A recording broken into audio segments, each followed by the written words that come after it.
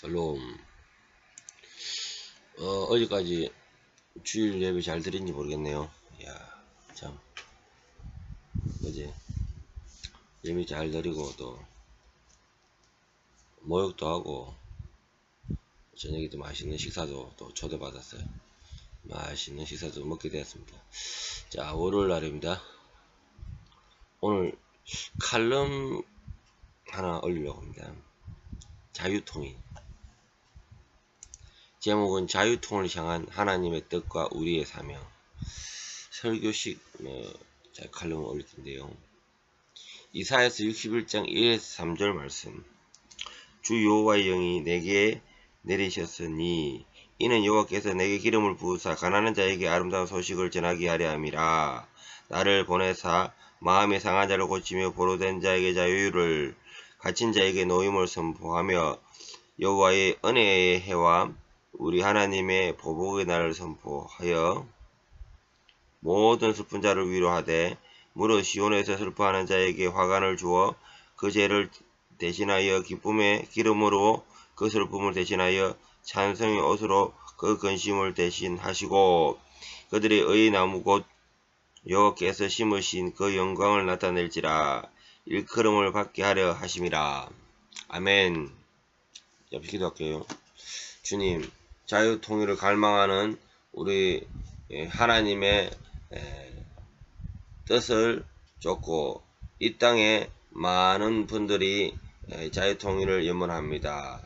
하나님, 우리의 기도를 들으시고 속히 응답하여 주시옵소서. 예수님 이름으로 기도드립니다. 아멘. 지금 평화통일을 운운하며 제목이 평화통일이 아닌 자유통일입니다. 평화통일을 운운하며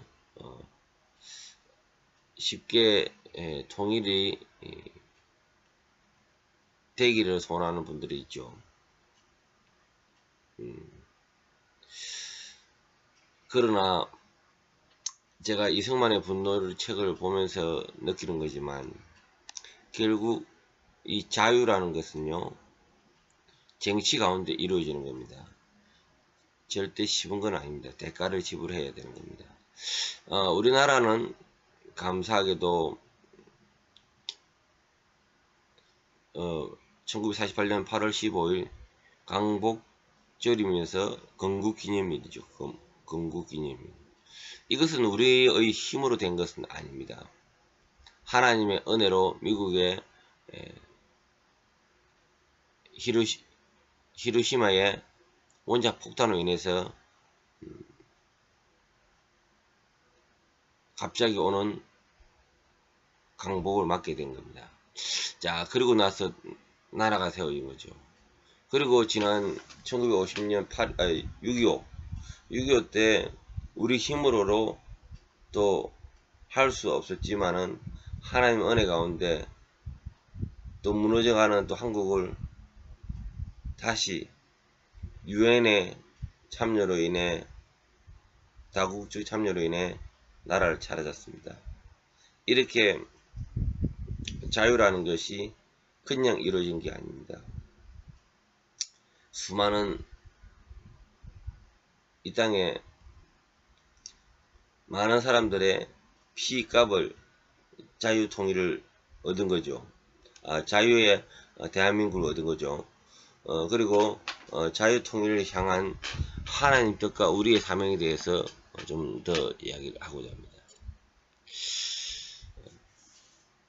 이렇듯 하나님 주권과 통일의 비전에 대해서 말씀하고자 합니다. 하나님은 역사의 주관자이시며 모든 민족과 나라의 통치자이십니다. 조금 전에 이사야 61장에서 선포된 말씀처럼 하나님은 억눌린 자들에게 자유를 주시고 포로된 자에게 해방시키는 일을 행하시는 분이십니다. 통일은 단순히 정치적인 사건이 아니고 하나님께서 한민족을 향한 계획과 섭리 속에 이루어지는 것입니다. 우리가 윤석열 정부 안에서 이루어지기를 간구합니다. 그러나 대통령이 하는 건 아닙니다.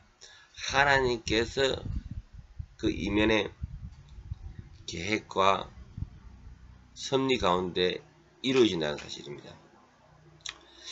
우리가 통일 과정에서 우리는 자유와 정의를 추구해야 됩니다. 단순한 평화 통일을 넘어서 하나님의 정의와 자유가 실현되는 통일이 되어야 됩니다. 그리스도인들은 이것을 위해 기도해야겠죠. 하나님이 원하시는 바른 통일이 이루어지기를 간구해야 됩니다. 특히나 기독교는 공산주의 속에서는 절대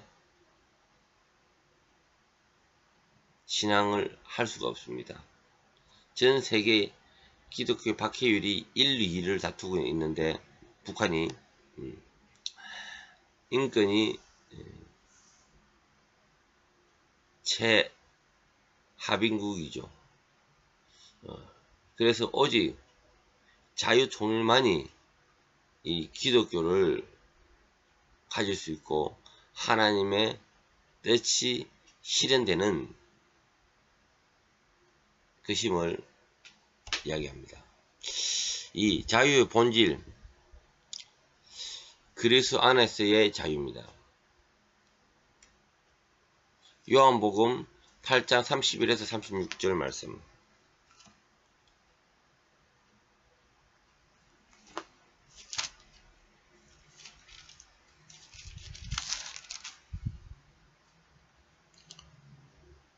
그러므로 예수께서 자기를 믿는 유대인들에게 이르시되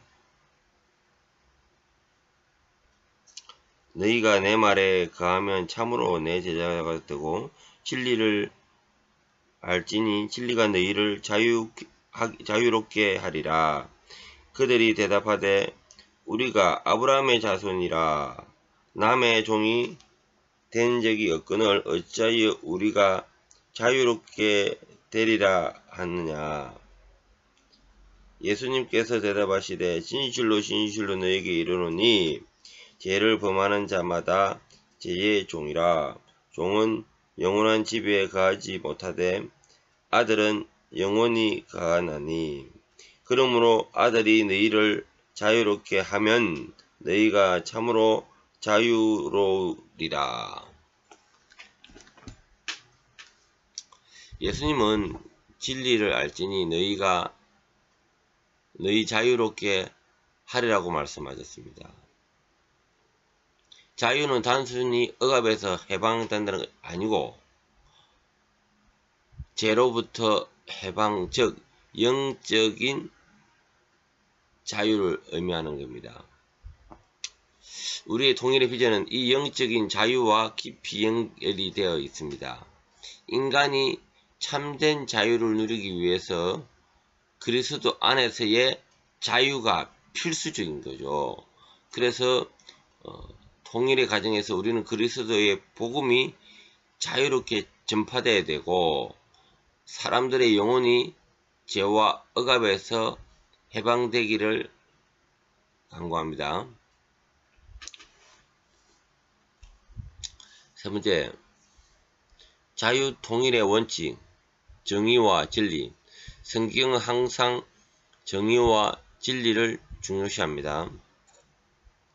참된 자유는 정의에 기반된 자유입니다.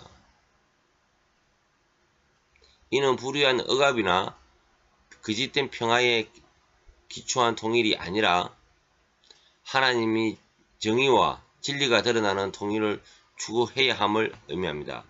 북한 상황에서 우리는 억압받는 자들을 기억해야 합니다.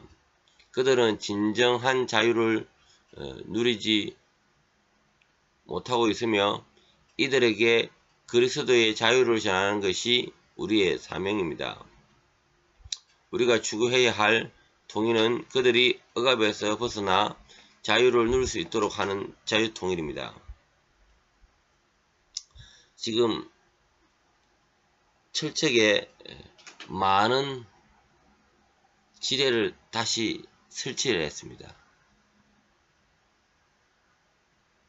왜냐하면은 북한이 상황이 어렵다 보니까 더 이상 사람들이 못 내려가게끔 지뢰를 대낭 설치한 거죠. 북한에 억압받고 있는 우리가 주민들을 생각할 때마다 우리는 기억하고 기도해야겠습니다. 그리스도의 역할, 네 번째, 그리스도의 역할, 중보자와 진리의 전달자입니다. 우리 그리스도인은 자유통일을 위한 중보자가 되어야 합니다. 기도로, 말씀으로, 그리고 우리의 삶으로 하나님께서 이루실 자유통일을 위해 준비하고 이를 이루기 위해 노력해야 합니다. 또한 우리는 진리의 전달자가 되어야 합니다. 자유는 진리 안에서 가능합니다. 북한의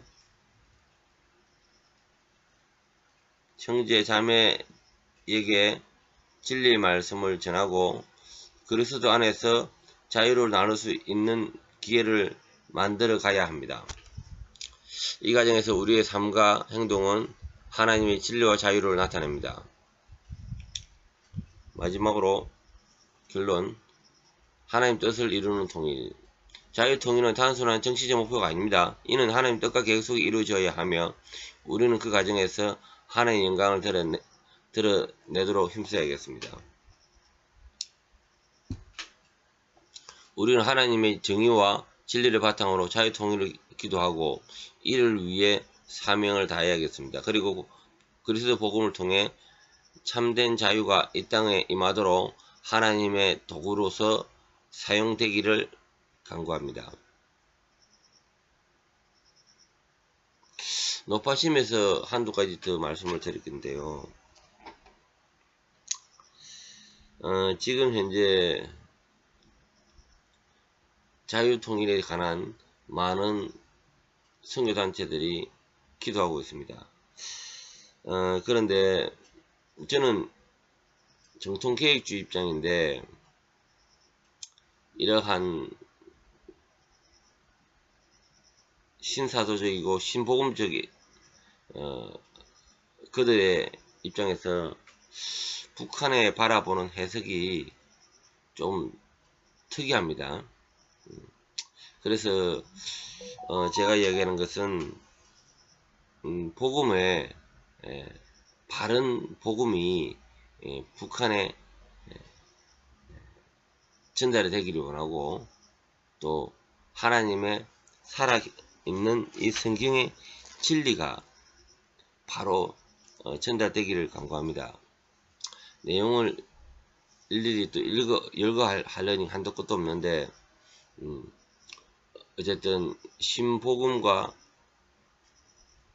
신사도적인 이러한 것들이 지금 자유통일의 복음의 요소를 가로막지 않고 순수한 정통복음이 계획주의 정통 근본복음이 말씀의 진리 가운데 서기를 간구합니다. 기도 마치겠습니다. 주님 감사합니다. 자유통일에 앞서 많은 방해자들이 있습니다. 성령 하나님 주관하여 주시옵소서. 하나님의 계획과 섭리 가운데서 이루어지게 하여 주시옵소서. 우리 정치의 리더자 대통령을 통하여 또 하나님께서 사용하여 주시고 대통령이 이것을 하는 것이 아니고 하나님께서 직접 이 일을 간섭하여 주시고 그 가운데 모든 것을 순조롭게 이루어지게 도와 주시옵소서. 예수님 이름으로 기도드립니다. 아멘.